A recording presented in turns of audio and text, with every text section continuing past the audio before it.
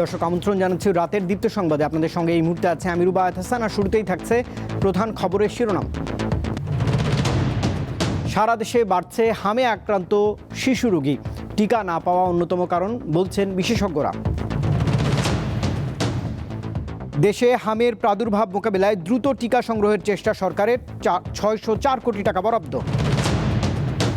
পাম্পে দীর্ঘ লাইনে দাঁড়িয়েও মিলছে না তেল, ভোগান্তি চরমে, অবৈধ মজুদ বন্ধে চলছে অভিযান। খেলোয়াড়দের রাজনীতিতে না জড়ানোর আহ্বান প্রধানমন্ত্রীর, 129 জনকে ক্রীড়া কার্ড প্রদান।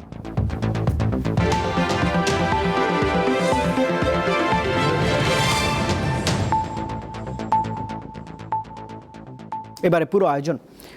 সারা দেশে বাড়ছে হামে আক্রান্ত রোগীর সংখ্যা।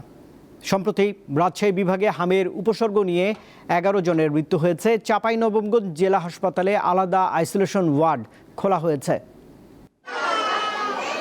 চলতি বছর রাজশাহী বিভাগের 8টি জেলায় হামের উপসর্গ নিয়ে 422 জন হাসপাতালে ভর্তি হয়। এর মধ্যে 137 জনের রোগ শনাক্ত হয়েছে, আর বর্তমানে 155 জন রোগী বিভিন্ন হাসপাতালে ভর্তি রয়েছে।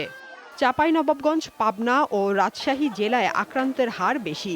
এর মধ্যে চাঁপাইনবাবগঞ্জে 5 জন, নওগাঁয় 1 জন, পাবনায় 2 জন, রাজশাহীতে 2 জন ও সিরাজগঞ্জে 1 জনের মৃত্যু হয়েছে। অতিরিক্ত জ্বর আর বমির কারণে এখানে এসে ভর্তি হয়েছি। আজ 6 দিন হয়ে গেল আসা। কোনো জায়গা পাচ্ছি না, তাহলে কিভাবে চিকিৎসা দেব? চট্টগ্রামে 15 মাস ও তার কম বয়সী শিশুদের মধ্যে হাম দ্রুত ছড়িয়ে পড়ছে। চট্টগ্রাম মেডিকেল কলেজ হাসপাতালের শিশু ওয়ার্ডে ভর্তি রয়েছে 17 জন। তাদের অধিকাংশের বাড়ি কক্সবাজার জেলায়। চাঁপাইনবাবগঞ্জ জেলা হাসপাতালে আলাদা আইসোলেশন ওয়ার্ড খোলা হয়েছে। এতে ভর্তি আছে 70 শিশু। হাসপাতাল কর্তৃপক্ষ জানিয়েছে, প্রথম দিকে দিনে 3 থেকে 4 জন রোগী পাওয়া গেলেও বর্তমানে 15 জনের বেশি ভর্তি হচ্ছে। ভিড় এড়িয়ে চলা, বাজারঘাটে অপ্রয়োজনে না যাওয়া, ছোটোখাটো অসুস্থতায় প্রয়োজনে হসপিটালেও না আসা, সেটা ওভার ফোনে চিকিৎসা যদি নেয় তাহলে হয়তো সংক্রমণটা ছড়ানোর হার কিছুটা কমতে পারে। ময়মনসিংহ মেডিকেল কলেজ হাসপাতালে এ পর্যন্ত 108 জন ভর্তি হয়েছে, যার অধিকাংশই শিশু। 13 দিনে মৃত্যু হয়েছে 5 জনের। বর্তমানে হাসপাতালে চিকিৎসাধীন আছে 68 জন। সাদিয়া চৌধুরী, দীপ্ত, বার্তাকক্ষ। ফেব্রুয়ারি মাস থেকে রাজধানী সহ সারা দেশে শিশুদের হামে আক্রান্ত হওয়ার হার বেড়েছে। রাজধানীর সংক্রামক ব্যাধি হাসপাতালে এরই মধ্যে 22 শিশু মারাও গেছে। হাসপাতালে ভর্তি হাম আক্রান্ত শিশুর সংখ্যা 6 শতাধিক। অপুষ্টি, দারিদ্রতা এবং টিকা কার্যক্রম থেকে বাদ পড়াই এর অন্যতম কারণ বলে জানিয়েছেন বিশেষজ্ঞ চিকিৎসকরা। পুরো শরীর জুড়ে লাল লাল ছোট ছোট দানা, ফুসকুড়ি, উচ্চমাত্রার জ্বর, কাশি, লাল চোখ এবং নাক দিয়ে পানি পড়া এমন উপসর্গ নিয়ে রাজধানীর সংক্রামক ব্যাধি হাসপাতালে ভর্তি হচ্ছে শিশুরা। চিকিৎসা বিজ্ঞানের ভাষায় এগুলো হামের উপসর্গ। হাম মূলত রুবেলা নামের এক অতি সংক্রামক ভাইরাস দ্বারা সংক্রমিত রোগ। রুবেলা ভাইরাস শ্বাসনালী দিয়ে প্রবেশ করে শিশুর রোগ প্রতিরোধ ক্ষমতা সাময়িকভাবে নষ্ট করে দেয়। ফলে হামে আক্রান্ত শিশু অন্যান্য ব্যাকটেরিয়া ও জীবাণু দ্বারা সহজে সংক্রমিত হয়। রাজধানীর মহাখালী, মোহাম্মদপুর, কেরানীগঞ্জ, দোহার এবং ঢাকার বাইরে নরসিংদী, মুন্সিগঞ্জ, গাজীপুর, জামালপুর, শরীয়তপুর ও মাদারীপুর সহ বিভিন্ন জেলা থেকে রোগীরা এই হাসপাতালে ভর্তি হয়েছে। ওর প্রথমে ঠান্ডা জ্বর, কাশি ছিল, অবস্থা আরও খারাপ হচ্ছে। তখন ঢাকা মেডিকেলে রেফার করতে, শ্যামলীতে, তো ওখানে শিশু রাখে নাই, পরে আবার এই জায়গায় রেফার করছে। ডিএনসিতে নিয়ে আসছি, ওনারা বলতেছে ওর নাকি হাম, তো এখানে নিয়ে আসার পরে ভর্তি করা গেছে। কালকে আসছি আমরা। চিকিৎসকরা জানিয়েছেন, হাসপাতালে ভর্তি হওয়া শিশুদের বেশিরভাগের বয়স 3 থেকে 10 মাস। যারা মারা গেছে তাদের হাম ছাড়াও কিডনি জটিলতা, শ্বাসতন্ত্রের রোগ ও হৃদরোগ সহ নানা জটিলতা ছিল। কোনো পেশেন্টই শুধু হামের জন্য মারা গেছে এরকম নয়, হাম সাথে হামের জটিলতা। তিনি জানান, শীতের পর এই সময়ে হামের মতো ছোঁয়াচে রোগ এমনিতেই বেড়ে যায়। তবে অনেক শিশু হামের টিকা না নেয়ার ফলে সংক্রমণ বেড়েছে। অনেকগুলো বাচ্চা পেয়েছি যারা ভ্যাকসিন দেওয়ার বয়স হয়েছিল কিন্তু তারা ভ্যাকসিন গ্রহণ করেনি। কারণ হচ্ছে যে কোনো মা বলেছে যে তারা ভুলে গিয়েছিল। আবার এমন হয়েছে যে যখন ভ্যাকসিনটা দেওয়ার কথা তখন জ্বর হয়েছিল, চিকিৎসক কিছুদিন পরে আসতে বলেছে, তারা আবার ভুলে গেছে। আবার কিছু কিছু ক্ষেত্রে এরকম হয়েছে যে ওই সময় যে সময় ভ্যাকসিনটা দেওয়ার কথা ওই সময় ওনারা হয়তো বা একটা টেম্পোরারি অভাব ছিল টিকাদান কেন্দ্রগুলোতে। স্বাস্থ্য অধিদপ্তরের তথ্য বলছে, সম্প্রসারিত টিকাদান কর্মসূচির আওতায় 9 থেকে 15 মাস বয়সী শিশুরা হামের টিকা পেলেও অন্তর্বর্তী সরকার টিকাদানের বিশেষ ক্যাম্পেইন পঞ্চম সেক্টর প্রোগ্রাম থেকে বের হয়ে আসে। ফলে অনেকেই টিকা বঞ্চিত হয়। বিকল্প ব্যবস্থা করে এই সিদ্ধান্ত নেওয়া প্রয়োজন ছিল বলে মত দেন জনস্বাস্থ্যবিদরা। সেক্টর প্রোগ্রামটা বাদ দেওয়া যেত, কিন্তু তার একটা এক্সিট প্ল্যান দরকার ছিল, যে আমরা এটা বাদ দিতে চাই। প্রথমত কেন বাদ দিলে আমাদের যে প্রোগ্রামগুলো চলছে সেগুলো কিভাবে চলবে। আমরা হয়তো অনিয়ম চাই না, নিয়ম চাই, কিন্তু পুরো পরিকল্পনাকে বাদ দিতে চাই না। উচিত ছিল আরও অনেক বিচার বিশ্লেষণ করে তার বিকল্প ব্যবস্থাটা রেডি করে তারপরে এখান থেকে সরে আসে। শুধু টিকা নয়, প্রতিরোধের ব্যবস্থা আগে নেওয়া জরুরি বলে মত দেন তিনি। লাবণী গুহ, দীপ্ত সংবাদ, ঢাকা। এদিকে দেশে হামের প্রাদুর্ভাব মোকাবিলায় সরকার দ্রুতই টিকা সংগ্রহে জোর দিচ্ছে বলে জানিয়েছেন স্বাস্থ্যমন্ত্রী সরদার সাখাওয়াত হোসেন। তিনি জানিয়েছেন, জরুরি ভিত্তিতেই টিকা কিনতে 604 কোটি টাকা বরাদ্দ দেওয়া হয়েছে। এপ্রিলের প্রথম সপ্তাহ থেকেই শুরু হবে হামের টিকা সরবরাহ। দেশে উদ্বেগ বাড়াচ্ছে সংক্রামক রোগ হাম। বিভিন্ন জেলায় দ্রুত ছড়িয়ে পড়া এই রোগে এরই মধ্যে অন্তত 38 শিশু মৃত্যুর খবর পাওয়া গেছে। এমন পরিস্থিতিতে সোমবার দুপুরে সচিবালয়ে স্বাস্থ্য ব্যবস্থার উন্নয়ন নিয়ে যুক্তরাষ্ট্রের রাষ্ট্রদূত ব্রেন টি ক্রিস্টেনসেনের সঙ্গে বৈঠক করেন স্বাস্থ্যমন্ত্রী। বৈঠক শেষে মন্ত্রী জানান, জরুরি ভিত্তিতে টিকা কিনতে ইতোমধ্যে ইউনিসেফকে অর্থ পাঠিয়েছে সরকার। হাসপাতালগুলোকে প্রয়োজনীয় চিকিৎসা নিশ্চিতের নির্দেশ দেওয়া হয়েছে। এছাড়া জেলায় জেলায় বাড়ানো হয়েছে ভেন্টিলেটর সুবিধা। আমরা আমাদের ডিএনসিসি, যেটা কোভিড ফাইটিংয়ের জন্য করা হয়েছিল, বিগ স্পেসেস, সেটা আমরা চালু করে দিয়েছি। শিশু হাসপাতালে আমরা বেবিদের মিজেলস রোগীদের জন্য আমরা ওয়ার্ডের ব্যবস্থা করেছি, আইসোলেটেড ভেন্টিলেটরের ব্যবস্থা করা হয়েছে। মানিকগঞ্জে 8 bedded ICU unit along with ventilator ব্যবস্থা করা হয়েছে। রাজশাহীতে কালকে আমরা পাঁচটা ভেন্টিলেটর আমরা নিউনেটাল ওইখানে পাঠিয়েছি। তিনি জানান, গত এক দশকে নিয়মিত টিকাদান কার্যক্রম থাকলেও 2018 সালের পর আর বড় কোনো হামের টিকা ক্যাম্পেইন হয়নি। ফলে যেসব শিশু টিকার আওতায় আসেনি বা পরে জন্ম নিয়েছে তাদের মধ্যে সংক্রমণ বেশি দেখা যাচ্ছে। এপ্রিলের প্রথম সপ্তাহ থেকে শুরু হবে টিকা সরবরাহ। জনগণকে আতঙ্কিত না হয়ে সতর্ক থাকার আহ্বান জানান তিনি। টিকা আসার সাথে সাথে যত তাড়াতাড়ি সম্ভব আমরা টিকা দেওয়ার ব্যবস্থা করব।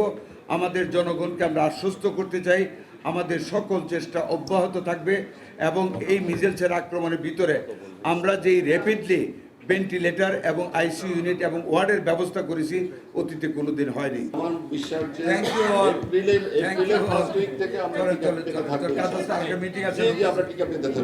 এদিকে দেশের স্বাস্থ্য খাতের উন্নয়নে যুক্তরাষ্ট্র কী ধরনের সহযোগিতা দিতে পারে তা নির্ধারণে 5 সদস্যের কমিটি গঠন করা হয়েছে বলে জানান স্বাস্থ্যমন্ত্রী। মে মাসের মধ্যে পরিকল্পনা চূড়ান্ত করে যৌথভাবে কাজ শুরু হবে। শিউলি শবনম, দীপ্ত সংবাদ, ঢাকা। রাজধানীর ফিলিং স্টেশনগুলোতে যানবাহনের ভিড় লেগেই থাকছে। সময় যত গড়ায় ততই লম্বা হয় লাইন। তারপরও অনেক চালক তেল পাচ্ছেন না। গ্রাহকের ভিড়ের কারণে বন্ধ রাখা হচ্ছে কোনো কোনো পাম্প।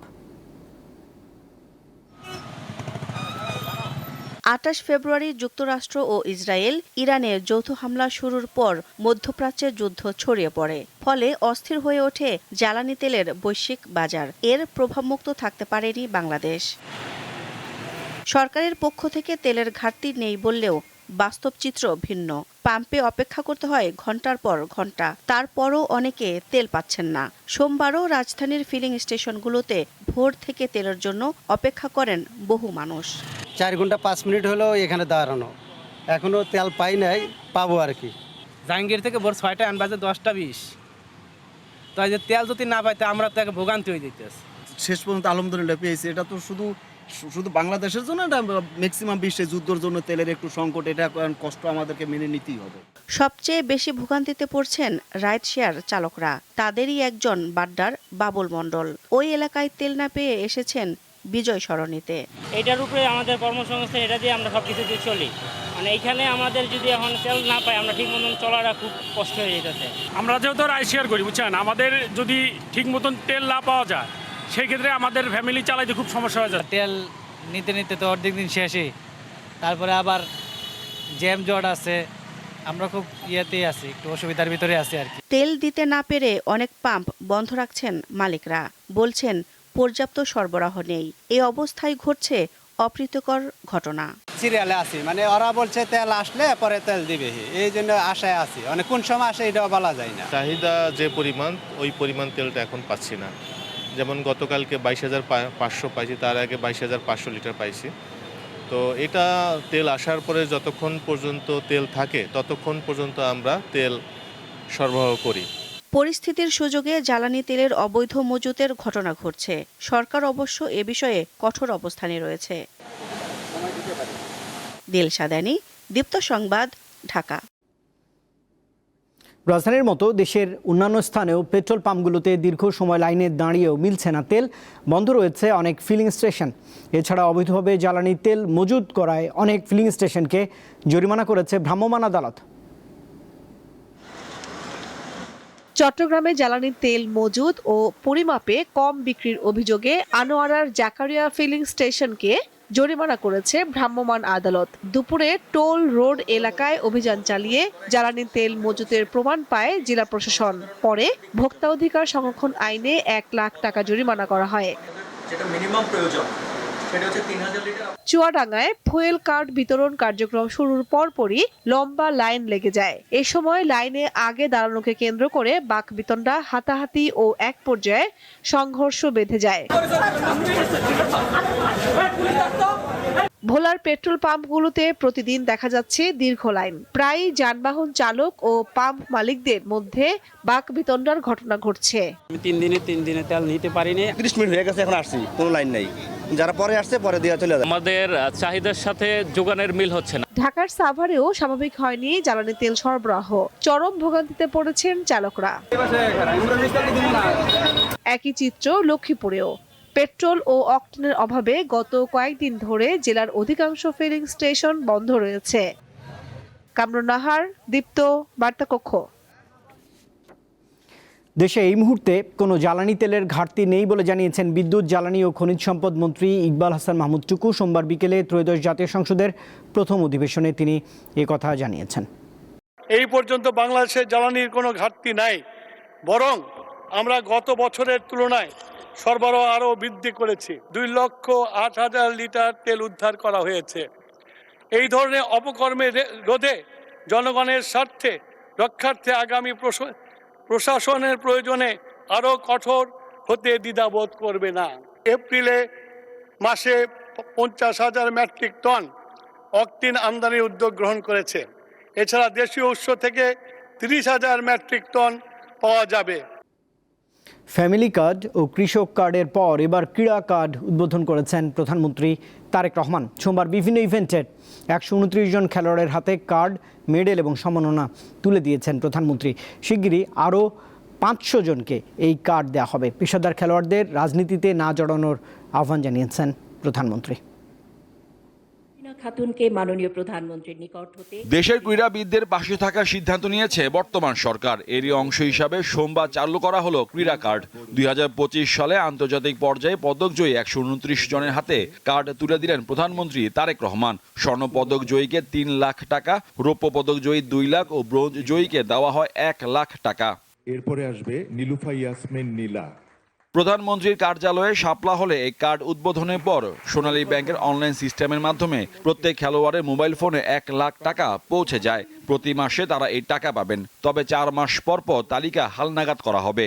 প্রত্যেককে জানাই আমার আন্তরিক শুভেচ্ছা এবং অভিনন্দন। অনুষ্ঠানে প্রধানমন্ত্রী জানান শিগগিরই আরো কয়েকশো খেলোয়াড়ের হাতে এই কার্ড তুলে দেওয়া হবে। ক্রীড়াকে পেশা হিসেবে প্রতিষ্ঠিত করার জন্য আমরা এর মধ্যেই বর্তমান সরকারের মধ্যেই অনেকগুলো পরিকল্পনা বা কর্মসূচি হাতে নিয়েছে। খেলোয়াড়দের পেশাদারত্ব ধরে রাখতে তাদেরকে রাজনীতির বাইরে থাকার কথা বলেন প্রধানমন্ত্রী। আপনাদের প্রতি খেলোয়াড় বন্ধুরা, আপনাদের সকলের প্রতি আমার একান্ত আহ্বান, একান্ত অনুরোধ, পেশাদার খেলোয়াড়ি জীবনে আপনারা কোনো রাজনৈতিক দল বা গোষ্ঠীর প্রতিনিধি নন বা হবেন না দয়া করে, বরং ক্রীড়া নৈপুণ্য দিয়ে দেশের প্রতিনিধি হয়ে উঠবেন আপনারা। দেশের জন্য সম্মান বয়ে নিয়ে আসবেন, গৌরব বয়ে নিয়ে আসবেন আপনারা। তিনি জানান, ক্রীড়া প্রতিভা অন্বেষণের লক্ষ্যে আগামী মাসে সিলেট থেকে নতুন করে স্পোর্টস চালু হচ্ছে। 30 এপ্রিল সিলেট থেকে আমরা শুরু করতে যাচ্ছি নতুন করে স্পোর্টস, এবং একই সাথে ইনশাল্লাহ এটা সারা দেশে শুরু হবে। 7টা খেলা আমরা ডিসাইড করেছি, এই 7টা খেলায় কারা পারদর্শী ধীরে ধীরে সেই প্রতিভাবানদেরকে আমরা বের করে নিয়ে আসব। বাংলাদেশ ক্রিকেট বোর্ড বিসিবি স্বনির্ভর হওয়ায় ক্রিকেটাররা ক্রীড়া কার্ডের বাইরে থাকবেন।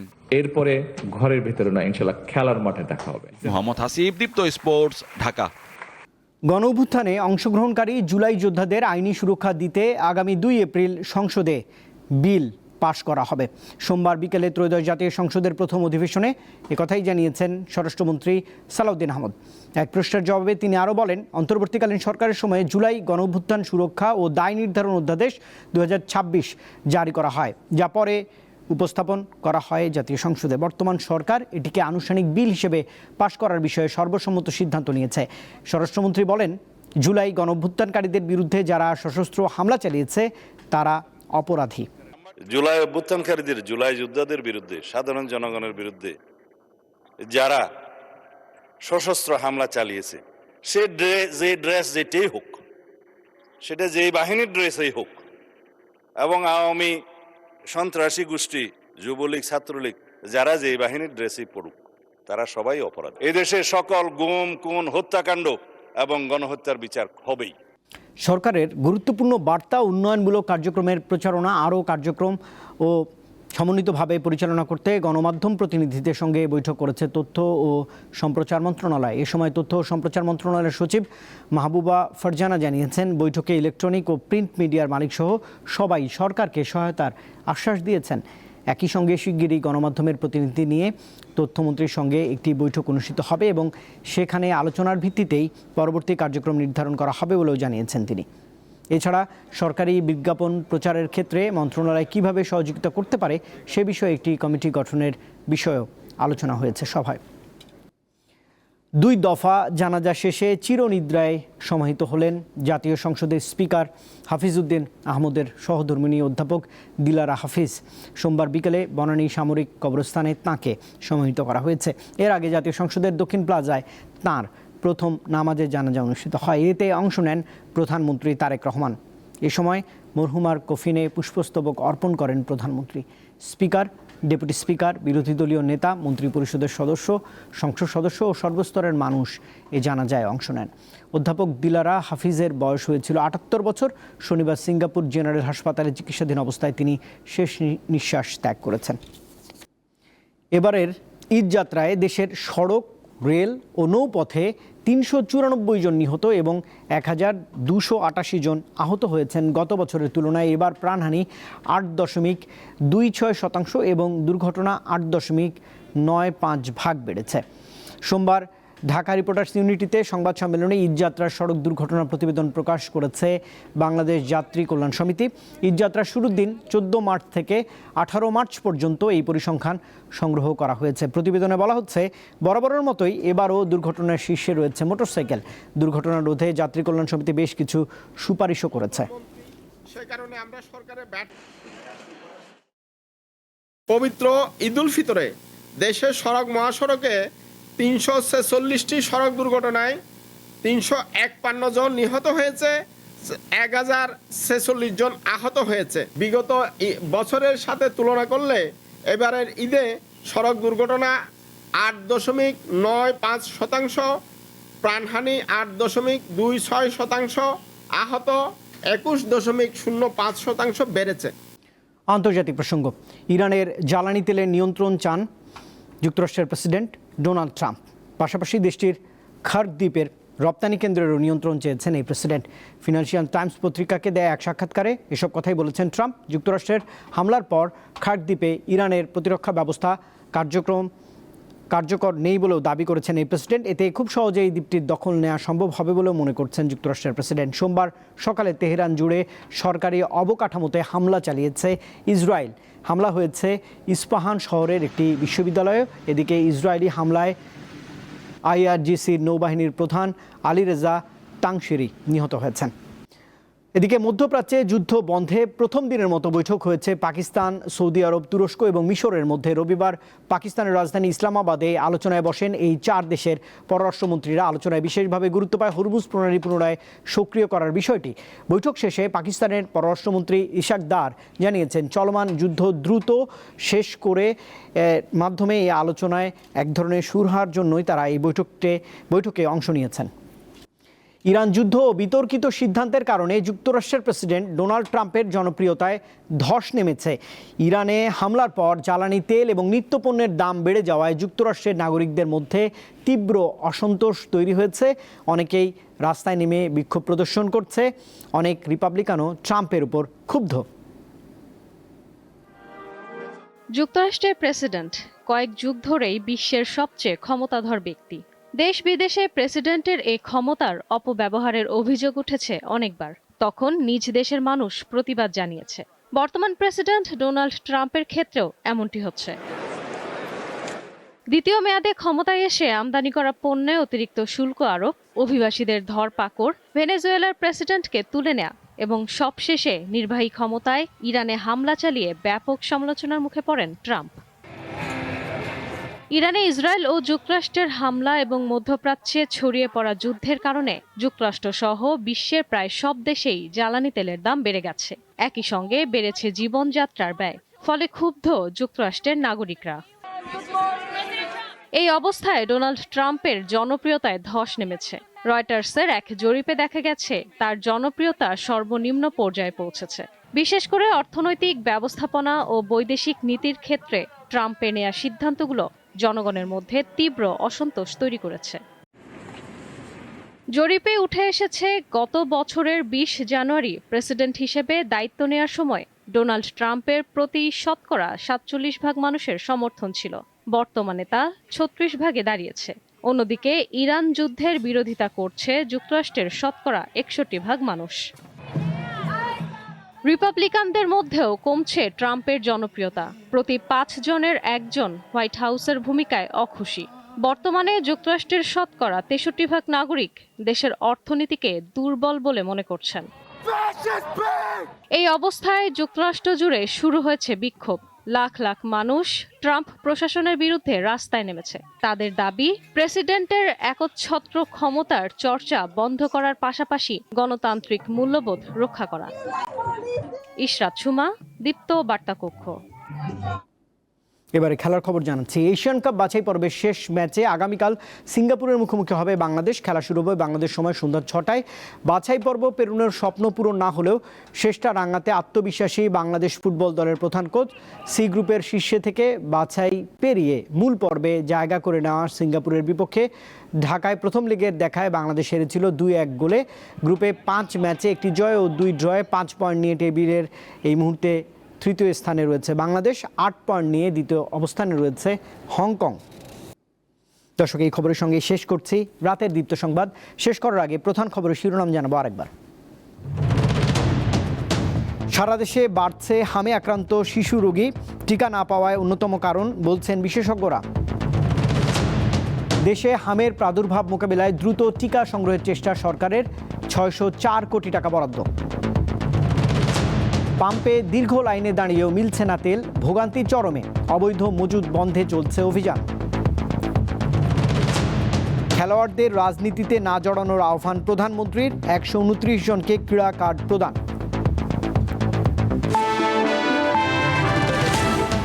আর দর্শক, এই ছিল এখনকার মতো। এতক্ষণ সঙ্গে থাকবার জন্য ধন্যবাদ সবাইকে। আর তথ্য বিনোদনের জন্য আপনি যুক্ত থাকতে পারেন দীপ্ত টেলিভিশনের ডিজিটাল প্ল্যাটফর্মগুলোতে। শুভরাত্রি।